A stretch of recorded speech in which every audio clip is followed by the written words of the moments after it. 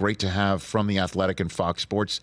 The man whose residency in Boulder, Colorado only rivals that of, I guess, what would you say, Ushers in Las Vegas? Is that what it is right now? That's how it's working? Celine Dion. Celine Dion in Vegas? Yeah. It's Bruce Feldman. It's the only time I've ever been compared to Usher or Celine Dion. Oh, congratulations. That's why you're here. I've seen Usher in concert. That's a huge compliment. You're going back to Boulder, right? Again? I am not. You're My not? colleagues are. No, I am Where you actually going? in studio this weekend for Hey. Fox. We have a really good game on our air Friday night. Tune in for Oregon State and Utah. Yeah. And then a big with Chris Peterson and Mike Hill. But the rest of our guys will be back in Boulder. Okay. USC is going to be there with Caleb and company. And we're going to see how Colorado responds to getting smashed in Oregon. When's Travis Hunter coming back? Any idea? I mean, we had heard that Deion had said it wasn't going to be for like 3 weeks. And obviously he's out 1. Honestly, now it'll help him to have him back if he's close to 100%. I just think this is just a brutal matchup for them. I don't think right now, if USC wanted to, Marshawn Lloyd, I think could run for 250 yards on CU because I think they have so many issues to deal with in terms of just slowing down the run. I think last week was the first week we saw Shador, who'd been near flawless in the first 3 games, look like he was I don't want to say in over his head, but it was coming at him in waves. And that's a really talented front 7 that Oregon has. Oh, and yes. It's a road environment. It was just a lot. This was a big step up in class compared to, they beat TCU, and that was a good win on the road. In Nebraska, they turned the ball over. Jeff Sims had given them basically 2 turnovers to get the momentum in the first half. And then Colorado State, they had their hands full. Now they have Caleb and USC. And by the way, USC did not look very impressive last week. It was not a great game for the Trojans against a really, really mediocre Arizona State team on the road. So is Oregon the best team in the Pac-12? I wouldn't be ready to say that just because Washington has been just lighting people up with Kalen DeBoer's system and what Michael Penix has got going there. I think this is a fun time to look at the Pac-12 because even if USC wins, 55-21, people are going to go, yeah, that's the same team that Oregon just blew out. I think we're still on how much better is USC's defense because it was really awful last year. I think it's quite a bit better, but they haven't played anybody yet. And they've had moments where they've, had coverage mistakes and they've just looked like they're a big work in progress. Shador is better than what they've seen before, and he still has some good skill guys, but I don't know if they can protect them, and I just feel like people have a better feel for what to do against that offense that Deion's running there. But then you have not just Washington State quietly has been, people need to be talking more about what they've done. Cameron Ward has been fantastic. The new offensive coordinator is a 27-year-old guy. He used to be an Uber Eats driver, and he's going to be a hot name. Fair, unfair. The only way they've gotten much attention after beating a really good Oregon State team last week was because Jake Dickert, their coach, had kind of poked at Lee Corso in his post-game comments, and that got a lot of ears and eyeballs. But they're the program that got left behind, and then there's Utah. Utah without Cam Rising, really nasty defense. I feel like every week when you've been on in the last month, and again, we love having you here, Bruce Feldman, on Wednesdays right here on the Rich Eisen Show, that we talk about Deion, and then we talk about, man, I can't believe, like, of all the years for the Pac-12 to break up, they're as good as they've ever been, and the attention on them is as white hot as you could say. This is the most attention paid to this conference since Pete Carroll, right? Wouldn't you say that? Yeah, right? And in that regard, back in those days when it was the Pac-10, you had Cal was really rolling. Obviously, Aaron Rodgers was beating him. Aaron Rodgers, he didn't, he's 23 completions in a row, almost beat them at the Coliseum. You had, Marshawn Lynch, then later you had Deshaun Jackson. Oregon was good, and then when Chip Kelly got there, they went to great. UCLA had that one terrific year with our buddy Maurice Jones. Now Maurice Jones-Drew was phenomenal. But it wasn't this deep, right? There were times when the Washington schools were atrocious. They were awful. they went from new Heisel, and then eventually they just backslid off the radar. But now I feel like there's legit 7 big time teams, and that doesn't even include, I think Colorado's probably going to come back to being a 6-6 kind of team, which is still way better than what anybody was expecting, and certainly what they were last year.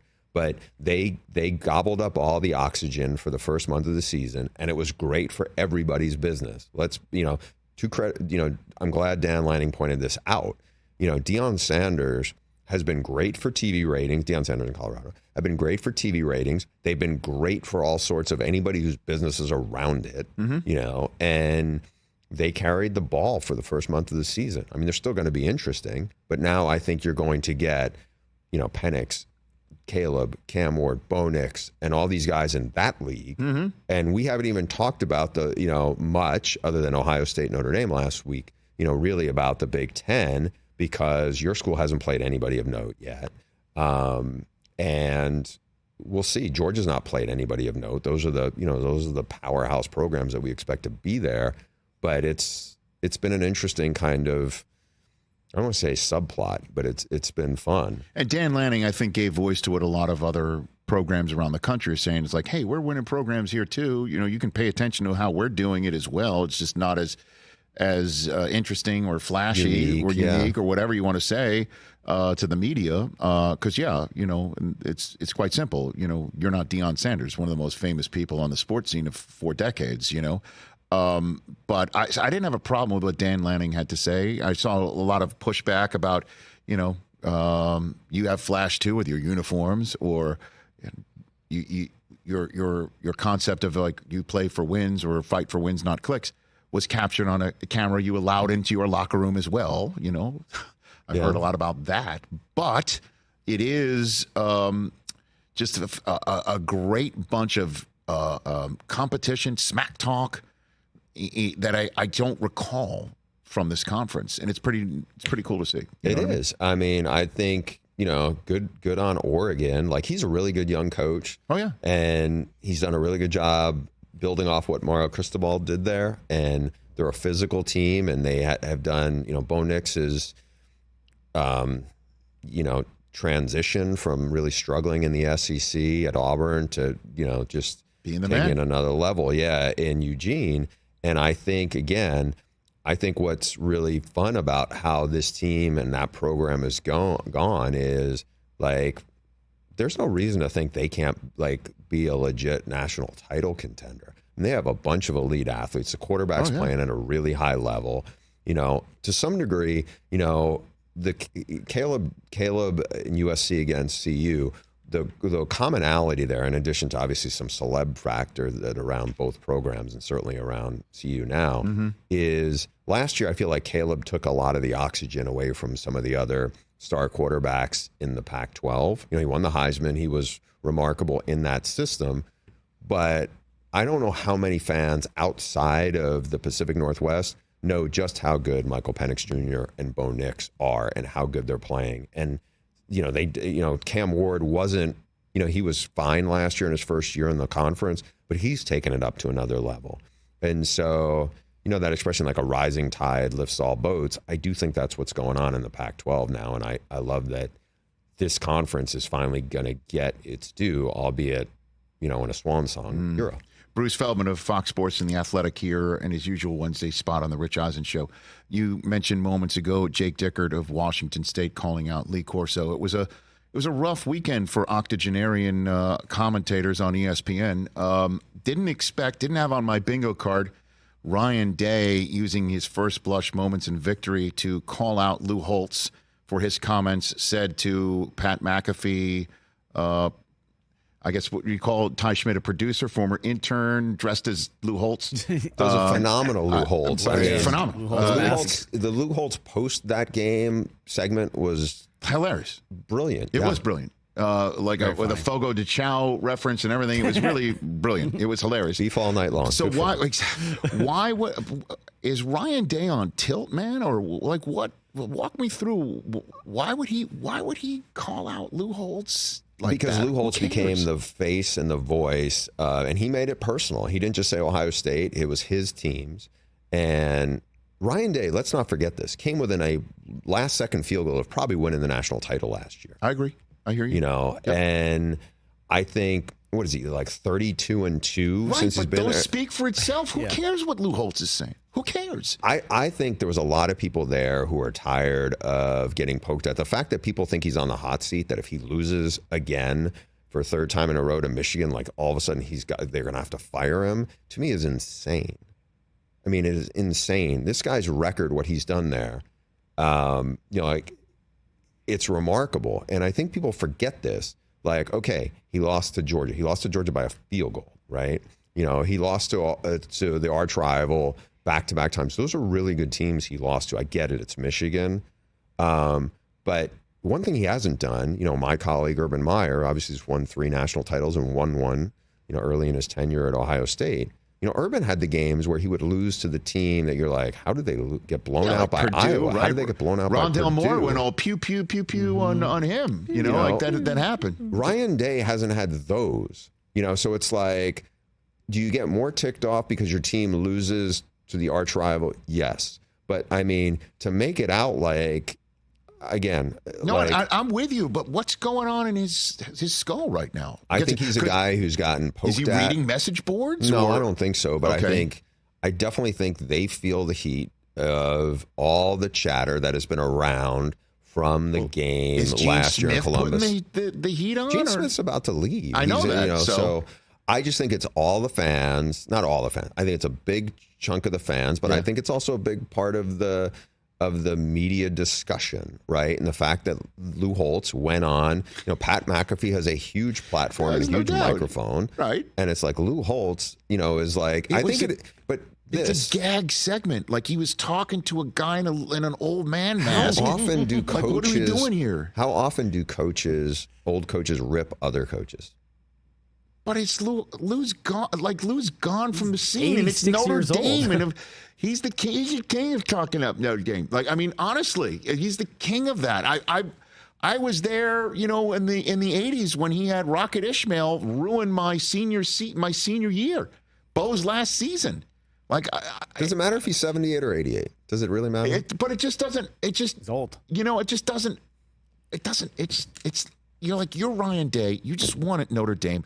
I know. Look, trust me. My text is filled on the weekends with Ohio State Buckeye friends of mine talking about his play calling is stinks, and this is just, when they're struggling against Indiana in the first half, he's got to go. I mean, that sort of stuff. But what's his contract? What's his contract there? I mean, it's not like he's up, right? I mean, my guess is at some point Ryan Day will go to the NFL. You do.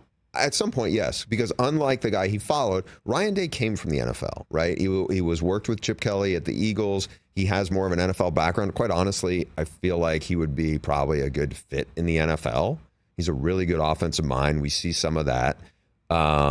He's well thought of by his players. It's not a guy that people don't think, The other thing, and again, I brought this up on the Audible, our own podcast a couple of days ago, was Ryan Day, and I'm not saying what I'm about to say should excuse him from any criticism, but is one of the few coaches in college football who I feel like has opened himself up and jumped in on a really important cause of mental health and has put his money where his mouth is, literally. And I know it's a personal issue to him, but he does some really, impressive work off the side. It's not like you see his program has guys getting in trouble all the time or all these other issues. Again, I'm not saying that means he shouldn't be criticized if his team doesn't beat the arch rival, but there's, if I'm if I'm an Ohio State fan, I'm like, man, this guy, I get it. He followed Urban. He took some of the best parts of Urban's program, the strength program, Mickey Marotti, the recruiting piece, some top assistants, but the transition's been really good.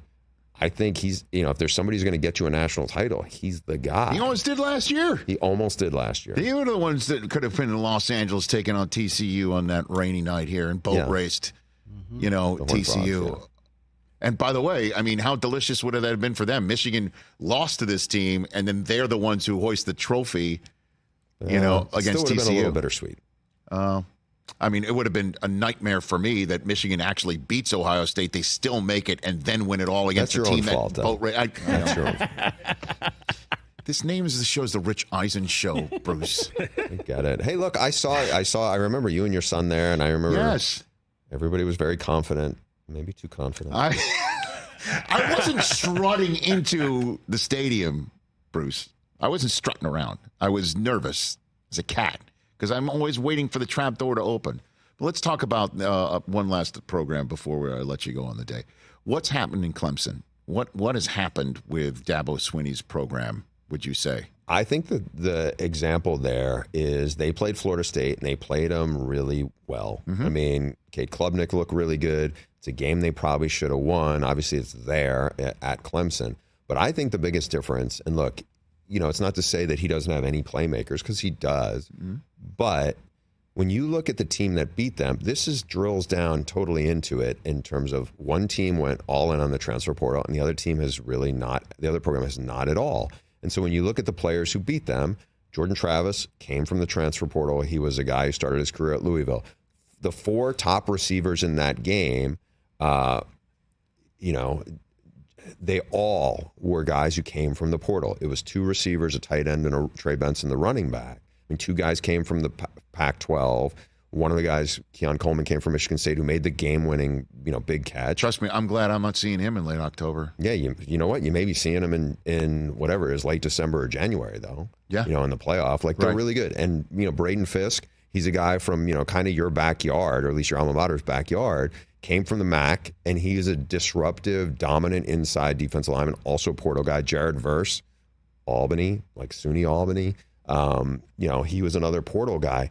Dabo Swinney, I'm sorry, you can't tell me that any one of those skill guys, especially those 3 receivers, would be a massive upgrade to their offense. And at the end of the day, those guys like Keon Coleman are going to make the difference maker play in a tight game. What's Dabo's philosophy, rationale about no transfer portal in that regard? It's similar to, I think, what David Cutcliffe used to say. He was not going to be the guy who's going to take a transfer quarterback, or feel like I'm going to be loyal to the guys who bought in. Right. And and it's noble. I don't want to be dismissive like that. But when everybody else is doing it, it's basically like, we've all been on a golf course, and sometimes you toe hook one into OB. You'd love to have a mulligan. The transfer portal is the mulligan to get you out of, this didn't work out. We had a kid get medicaled who didn't turn out to be as good. This kid got homesick and left, or we missed on these 3 guys in that position room. It's not to say you have to do what Deion has done, or even what Mike Norvell has done, but you can upgrade parts of your roster that clearly need it. And I feel like, and it's not just something I'm saying, it's most of the college football world sees it. They have hamstrung themselves by not being more active in the transfer portal. Before I let you go, the games you're looking forward to this weekend are, which one you got? I'm really looking forward to the game that's going to be in Austin this weekend, where Kansas is going in there. These might be the 2 best teams in the Big 12. Texas obviously looked really good against Alabama on the road. And look, Jalen Daniels is it's from right near here, by the way. We could probably hit a golf ball to his house. Yeah, he's one of our glue guys from a couple of years ago. Phenomenal player, super smart, makes great decisions. Kansas is 4-0. I mean, Lance Leipold's a guy who is, people now know who he is. He won 63 national titles at Wisconsin Whitewater. Don't be shocked if they pull an upset there. But to me, this is a terrific matchup. Okay, great. And then Friday night on Fox, you'll be in the studio for Oregon State and Utah. Yeah, me and the great Chris Peterson. Can't wait to see him. Can't wait to watch and Mike Utah Hill again. And Mike Hill, who sits in this chair on occasion as well. And then your podcast, where all podcasts can be acquired. All podcasts, yeah. Check us out on the Audible. Okay. Thanks again. This is so much fun. I love that you're coming here every week. An easy drive. Excellent. Is that why you're doing it? No, I come here. Plus, you guys have good coffee mugs. It's okay. He wants the mugs. Look, we're geographically sound, and we got good mugs. That's right. Win-win. Very good. Thanks for coming in. Catch the Rich Eisen Show every single day on the Roku channel, 12 to 3 Eastern, for free.